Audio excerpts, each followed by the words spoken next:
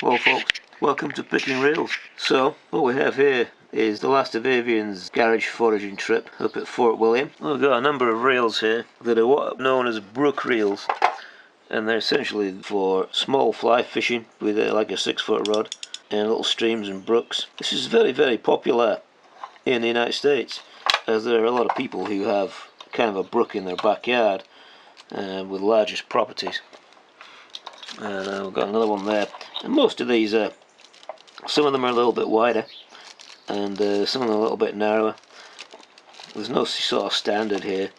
There are no maker's marks on these, but they're still quite a popular thing for people to buy. So, okay, so what we have here is a little steel reel. Now, despite the rust and what have you, and they're maybe not as desirable as the brass reels, it is a very good quality one. It's quite well made.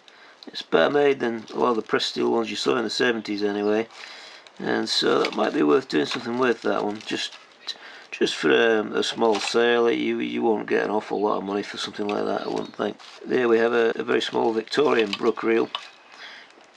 Now you can tell the Victorian ones because they've got a proper foot on. Much earlier Georgian ones either had a spike foot or a screw foot or a clip foot where there's like a round clip that comes over.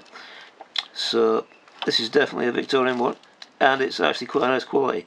And when I wind this, there's very little wear in it, so it's not being used very much. So that's actually a good thing too. There's the last little brook reel there, and that's quite a nice little one there. With most of these have got wooden handles, which is quite nice, or bone handles, you know. And there's a slightly bigger one we've got. So there's quite an array of these, and they're quite popular in Scotland too, as well as America. Now here we have a Sigma. This is an 050, and we picked up. Now if you look at the handle there, there's tons of wear in this, so that's the first fault.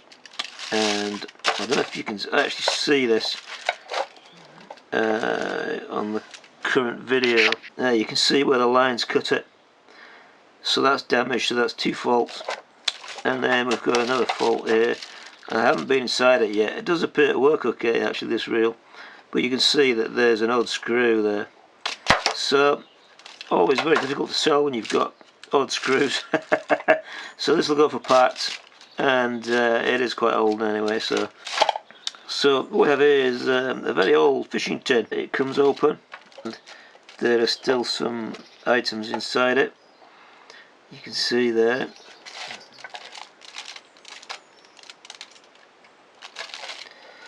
I'll just close that off. This doesn't have a very good catch on it. It wasn't a particularly expensive one, I don't think, in its day, but it's an interesting little thing. And here in the back there, we've got some Allcocks fishing line, which is a nice little curio. Around the edge there, we've got an area where you can put your hooks and stuff in your line, and that is quite a cool little thing, because you would have gone down to the river, possibly with just that in your pocket, in order to save weight, and maybe your little smuggler's rod or something like that. And that's quite a nice little thing. So, lastly on picking reels on this section anyway, and we have a few more after this. We have this one here, and this is made in Japan, and the quality is actually really nice, but I haven't a clue who made it. I really don't know who made it. I don't know if it's Daiwa, maybe. It says high speed on it. It could be a Daiwa, but it doesn't say Daiwa on it anyway. Okay, so if we take a look at these ones here, this is a Daiwa. I think it's a 710 or something like that, 740, and it is pretty corroded. But what you maybe should understand is that this kind of corrosion at first glance is usually just on the surface. So this is actually a very good reel. There's nothing wrong with it. It just looks really bad.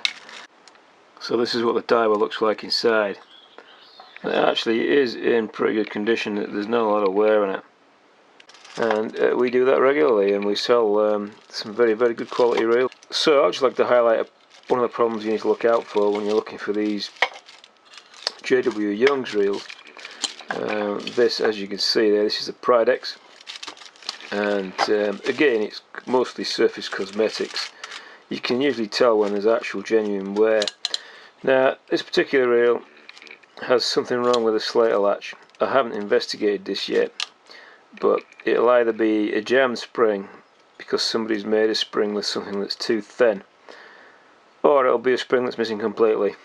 And that's usually what happens with these. And otherwise that looks like a good reel because it turns properly and it's not catching anything, and the rim looks pretty straight. So moving on here, this is a classic problem that we see about twice a year, where you take the screw off and you can't get the drum off. And you can't get the drum off because if you look at the base, there you go, look at that. You can see what somebody's done now. If you look inside, see the profile there, the screw head sticking up. Well, the drum can't get past that when you pull it out. So that is probably a spares reel, really. And the other key problem, which we also see a couple of times a year, is you can see. Oh, I don't know if you can see because I've only got one hand because I'm holding the camera with the other hand. But there you go. You can see how much that drum's moving. Kinda.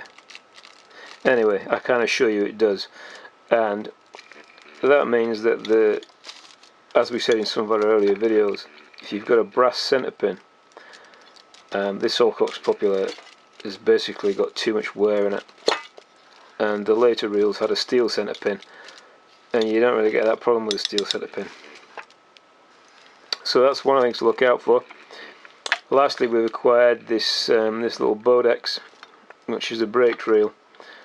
And that's got some cosmetic issues, but is actually pretty good condition. It clicks just fine, and it turns just fine, and it clicks just fine. And there's nothing wrong with that, really. And it's got a steel line guide with it, which is standard with the Bodex. Okay, so when we lifted the top on the Pridex reel, you can see that everything's intact there. You've got your lever and your spring, but the spring has jumped out of position, which stops it from working properly and prevents you from withdrawing the lever. So that's not really a major shake, you know, that's a pretty easy fix. So the Pridex does look pretty good inside, but as you can see there, it is as dry as a bone. Doesn't look like it's ever been oiled or anything. Okay, so with this reel, the Allcocks Popular, the two giant screws have come out of this, and it looks like the reel foot has been drilled out by somebody, and they're two completely different threads, which is kind of weird, but that means that this reel case is more or less unusable for anything else, because if the holes are bigger, you can't really just tap them out again, so it wouldn't really work. So there's some spare parts on this. There's a base washer there, and there's a ratchet for it. And unfortunately, it'll have to be chucked away. If you look at the casing, I'll just find it. Just there. There you can see where the lines cut the casing away. So this is pretty much a spares reel. It's pretty useless, really. So folks, that brings us to the end of this little video of picking reels. Thanks very much for watching, folks.